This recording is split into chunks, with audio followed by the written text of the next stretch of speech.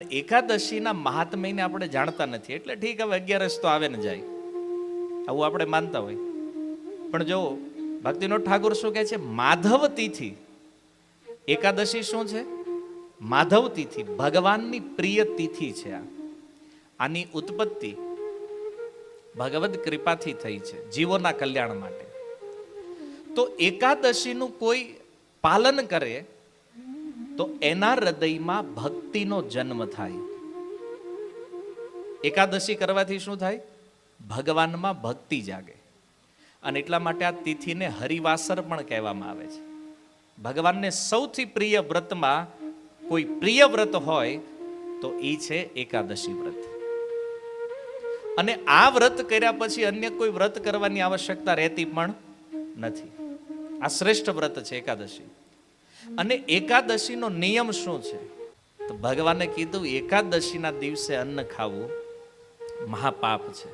આપણે ઘણાને કહેતા હોય એકાદશીના દિવસે અન્ન ન ખાવું જોઈએ. તો એ કે હું કામ? તો સાંભળો, શાસ્ત્ર કહે છે એકાદશીના દિવસે અન્નમાં પાપનો વાસ છે. અને જ્યારે કોઈ અન્ન ગ્રહણ કરે છે તો એ અન્ન નહીં, સીધું પાપ ખાઈ રહ્યા છે ડાયરેક્ટ. અને પાપનું ફળ શું છે? બોલે નરક. આનું વ્રત શું છે, કેવી રીતે કરવાનું, વિધિ બતાવો. તો વ્યાસદેવે કીધું કે જ્યારે સૂર્યોદય થાય, એકાદશીના સવારનો સૂર્યોદય જે છે, સૂર્યોદયથી એકાદશી પ્રારંભ થાય બ્રહ્મ મુહૂર્તથી, અને બીજા દિવસે દ્વાદશીનો સૂર્યોદય, ત્યારે આ વ્રત પૂરું થાય. અને એકાદશી વ્રત પૂરું કેવી રીતે થાય? તો કે એનું પારણ કરવાનું. ભગવાનને ભોગ લાગેલો જે પ્રસાદ છે, અન્ન જે છે, એના દ્વારા પારણ કરવાનું. તો જો ગુજરાતમાં એકાદશી બહુ લોકો કરે છે, પારણ નથી કરતા.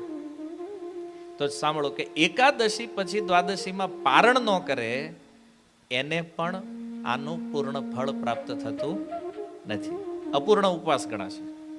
તો પારણનો સમય હોય છે. વૈષ્ણવ કેલેન્ડરમાં તમે જોશો ને તો એમાં એકાદશી વ્રત ક્યારથી પ્રારંભ થાય, વ્રત ક્યારે પૂરું થાય, અને પારણનો સમય શું છે એ પણ એમાં લખ્યું હોય. તો એ સમયની વચ્ચે આપણે ભગવાનને ભોગ લાગેલો કોઈ પણ અન્ન પ્રસાદ જે હોય એના દ્વારા આપણે વ્રત ખોલવાનું હોય. તો ભક્તો શું કરે, જગન્નાથપુરીમાં જગન્નાથજીને જે ચોખા ભોગ લાગ્યા છે ને એ સૂકવેલા ચોખા રાખે ઘરે. તો એ ચોખા ગ્રહણ કરે એટલે એકાદશી વ્રતનું પારણ થાય. અને એ ન હોય તમારા ઘરે તો સાદા ચોખા છે, કારણ કે ભાત પવિત્ર છે કોઈ પણ સ્થિતિમાં. તો એ ચોખાને લઈ ભગવાનને ઓફર કરી અને એ ચોખાને ગ્રહણ કરી અને તમે આનું પારણ કરી શકો છો. આ પૂર્ણ એકાદશીનું વ્રત છે. હજી એક વિધિ છે પણ એ એટલું બધું આપણી થાય એમ નથી પછી, એટલે આટલું રાખો. આ એકાદશીના કંઈક નિયમો છે. હવે વ્રત કરે, આપણે કીધું કે ભાઈ અન્ન નહીં ખાવાનું એટલે ગમે એ નહીં ખાવાનું. એકાદશીમાં તમે નિર્જળા ન રહી શકતા હોવ તો પાણી પીને કરવી જોઈએ. જો તમે જળ ઉપર પણ ન રહી શકતા હોય તો દૂધ પીને કરવી જોઈએ. જો દૂધથી કામ બને એમ ન હોય, આપણી અગ્નિ પણ ભીમ જેવી કાંઈક મળતી હોય તો ફળ ખાવ. ફળ, ફ્રૂટ. શાસ્ત્રમાં કીધું છે ફળાહાર, ફળ પ્લસ આહાર એટલે ફળાહાર. અને આપણે એનું કરી નાખ્યું ફરાળ. પછી આપણે ફરાળમાં વેરાયટી લાવ્યા. પહેલા બટેકા ઘુસાડ્યા, પછી ધીરે ધીરે બધી આઈટમો એડ થતી ગઈ આમાં. હવે તો ભાત સિવાય બધું ફરાળી આવી ગયું છે. પણ આ એકાદશી ઉચિત નથી, ગમે એ ખાવું. ફળ સુધી ઠીક છે. ઉત્તમ ફળ જો તમે પ્રાપ્ત કરવા ચાહો છો તો ફળ ઉપર કરો, ફ્રૂટ જ્યુસ પીને રહ્યો. પછી તમે આ વેફર ને બટેકા ને આ ને તે ને બધું જે ખાઈએ છીએ આપણે, એ ઠીક છે, અન્ન ખાવા કરતાં સારું છે. કારણ કે અન્ન ખાવાથી તો પાપ લાગશે, એનાથી બેટર છે. પણ શારીરિક રૂપમાં પણ એ સારું નથી, કારણ કે બધી જ તેલવાળી આઈટમ ખાશો તમે. એક તો ઉપવાસ છે, ઉપરથી તેલ, શરીર માટે પણ હાનિકારક છે. અને જુઓ, એકાદશીનો એક વૈજ્ઞાનિક ફાયદો પણ છે. સાયન્સની દ્રષ્ટિએ વિજ્ઞાને એક રિસર્ચ કર્યું છે કે મુસ્લિમ લોકો જે છે ને એને 1 મહિના રોજાનો ઉપવાસ હોય, 1 મહિના સુધી.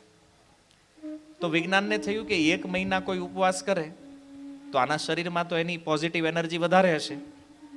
એનું રિસર્ચ. પછી એને ખબર પડી કે જૈન લોકો પર્યુષણ કરે, અઠવાડિયા 15 દિવસનો ઉપવાસ હોય એનો. તો વિજ્ઞાનને એક આશ્ચર્ય શું જોવા મળ્યું એમાં, કે ઓલા 1 મહિનાના રોજામાં જે પોઝિટિવ એનર્જી બોડીમાં ક્રિએટ થઈ રહી છે એના કરતાં વધારે સારી એનર્જી આ પર્યુષણના ઉપવાસમાં થઈ રહી છે. દિવસો ઓછા, રિઝલ્ટ વધારે સારું નીકળ્યું. અને પછી એણે જોયું કે હિન્દુઓમાં જોવો શ્રેષ્ઠ ઉપવાસ કયો છે, બોલે એકાદશી. તો કે એક જ દિવસનો ઉપવાસ છે, તો એને લાગ્યું કે આનું રિઝલ્ટ તો સૌથી વીક હોવું જોઈએ, એક દિવસનો ઉપવાસ છે. પણ સાયન્સને આશ્ચર્ય ત્યારે થયું કે 1 મહિનો રોજાનો 15 દિવસ પર્યુષણના, અને એનાથી પણ વધારે સારામાં સારું એણે બધા ધર્મો ઉપર રિસર્ચ કર્યું, ઉપવાસ બધા ધર્મોમાં છે, તો સૌથી શ્રેષ્ઠ રિઝલ્ટ નીકળ્યું છે એકાદશી, સૌથી બેસ્ટ રિઝલ્ટ છે. તો વિજ્ઞાનની દ્રષ્ટિએ પણ આ ઉપવાસ યોગ્ય છે. શું કામ? કે આપણે જે કાંઈ ખાઈએ છીએ રોજબરોજમાં, જે કાંઈ અંદર આરોગી જાય છે, તો 15 દિવસે એકવાર જો કોઈ નિર્જળા ઉપવાસ કરે, તો જો હવે બોડીને તો વર્કિંગ કરવાનું છે, તો એને એનર્જી જોઈએ, તો એ શું કરશે કે આપણા શરીરમાં જે કચરો ભેગો થયો છે, જેને તમે વિજ્ઞાનની ભાષામાં બેડ સેલ કહો છો, તો એ જે બેડ સેલ જે છે એને આ શરીર ખાઈ જાય. એટલે જ્યાંથી તમારો રોગ થવાનો છે ને, એ રોગના મૂળને શરીર ખાઈ લેશે અંદરથી, નિર્જળા ઉપવાસથી. અને દ્વાદશીમાં તમે અનુભવ કરશો કે તમે જેટલા સ્ફૂર્તિમાં હતા એકાદશી પહેલા, એની કરતાં ડબલ એનર્જી તમારી અંદર ક્રિએટ થશે. આ ઉપવાસ જે કરે છે ને એનો એક્સપિરિયન્સ તમે પૂછજો. તો વિચારવાનું એ છે કે આપણી અંદર જે કાંઈ પાચન તંત્ર ચાલે છે એને 15 દિવસે એકવાર રેસ્ટની જરૂર છે. તો નિર્જળા ઉપવાસ કરે એને સૌથી મોટો ફાયદો એ છે, એને જીવનમાં ક્યારેય ડાયાબિટીસ નહીં થાય, પ્રેશરનો પ્રોબ્લેમ નહીં આવે, બ્લડ પ્રેશર, એને ક્યારેય હાર્ટ એટેકની સમસ્યા નહીં આવે, અને કેન્સર નહીં થાય. મેન વસ્તુ શું કામ? કારણ કે કેન્સર થાય છે ગાંઠ થવાથી, બધા જાણો છો. તો જ્યારે આપણે નિર્જળા ઉપવાસ કરીએ છીએ ત્યારે એ જે ગાંઠ, જે બેડ સેલ જ્યાં ભેગા થયા છે ને, એને આ બોડી શું કરે છે? ડાયજેસ્ટ કરી લે છે. વાત સમજાય છે? તો ઉપવાસનું એક વૈજ્ઞાનિક મહત્વ પણ છે, આરોગ્યની દ્રષ્ટિએ સારું છે, અને આધ્યાત્મિક દ્રષ્ટિએનું મહત્વ એ છે કે જે એકાદશી ઉપવાસ કરે એને ભગવાનની શુદ્ધ ભક્તિ પ્રાપ્ત થાય છે. એટલા માટે જેટલા પણ માને છે કે આપણે હિન્દુ છીએ, સનાતન ધર્મમાં છીએ, તો જો આ સનાતન ધર્મ જે છે ને એક સાયન્સ છે. જો આપણે આને સમજશું તત્વથી તો આપણને સમજાશે કે આપણા ઋષિ મુનિઓએ કેટલી મોટી ભેટ આપી છે આપણને. આ ઉપવાસો કોઈ સામાન્ય વસ્તુ નથી, પણ છતાં આજે કોકની વાતોમાં આવીને આપણે આપણા ધર્મને અંધશ્રદ્ધા માનીને બધું એવોઇડ કરતા રહીએ છીએ, અને નહીં કરવાનું કામ કરીએ છીએ, નહીં ખાવાની વસ્તુઓ ખાઈ રહ્યા છીએ. તો જો બધી જ રીતે આ એકાદશી વ્રત જે છે એ આપણને ઉપયોગી છે, આરોગ્યની દ્રષ્ટિએ પણ અને ભક્તિની દ્રષ્ટિએ પણ. તો બધા જ વ્યક્તિઓએ એકાદશી કરવી જોઈએ. અને જેને ભીમ જેવો પ્રોબ્લેમ છે, ભૂખ્યા નથી રહેવાતું, તો એ અન્ન એવોઇડ કરો, ખાલી અન્ન ન ખાવું જોઈએ. અને સાથે બીજા પણ નિષેધ છે, લાલ મરચું, આનો ઉપયોગ એકાદશી વ્રતમાં નહીં થાય. બીજું, તમે રાઈ આ બધું નહીં, ખાલી જીરું, આદુ, લીલું મરચું, આનો ઉપયોગ કરી શકો છો. હળદરનો ઉપયોગ નહીં થાય એકાદશી વ્રતમાં. ઘણા લોકો એકાદશીમાં ટમેટા ખાય છે, ટમેટા પણ એકાદશીમાં એલાઉડ નથી. તમોગુણી વસ્તુ કોઈ પણ તમે વ્રતમાં ઉપયોગ કરી શકો નહીં. તો આજે તો ગમીને જ આવી આપણે ટમેટા નાખ્યા હોય, હળદર વાળો બધું આવતું. એકાદશીનો ઉચિત આહાર નથી આ. જો એકાદશી કરવી છે તો આ બધું ધ્યાનમાં રાખવું જોઈએ. હળદર તમોગુણી છે, ટમેટા તમોગુણી છે, અને એટલા માટે ઉપવાસમાં આપણે એનો ઉપયોગ કરતા નથી. આ ધ્યાનમાં રાખવું જોઈએ.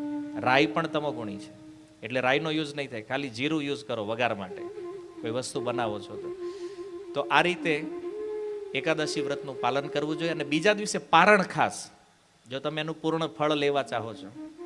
અને શાસ્ત્રોમાં તો બહુ મહિમા છે કે જેટલા જેટલા પણ દાન છે, ગૌદાન, કન્યાદાન, ભૂમિદાન, સુવર્ણદાન, આ બધા દાન એક બાજુ, અને આ પાંડવ નિર્જળા એકાદશીનું ફળ એક બાજુ છે. ઓલું આપણે કરી એક વીક ન કરી એક વીક, પણ એક એકાદશી કરી તો એનાથી પણ વિશેષ ફળની પ્રાપ્તિ થાય, આ પુરાણો કહે છે. તો જો અનંત મહિમા છે એકાદશીની. પણ મૂળ વાત, એક અંતિમ પ્રસંગ તમને કહેવો છે. ટાઈમ થઈ ગયો છે, સાંભળવું? હા તો કહું એમ, ભાઈ સમય બહાર જવું એ પરમિશન લઈ લેવી જોઈએ પહેલા. જો મહારાષ્ટ્રમાં એક સંત થયા છે નામદેવજી, અને વૈષ્ણવ જે હોય એને તો એકાદશી પ્રાણથી પ્રિય છે. તો એકવાર ભગવાનના મનમાં એમ થયું કે આ નામદેવને એકાદશીમાં આટલી નિષ્ઠા છે, તો હાલો આની પરીક્ષા લઈ લેવી.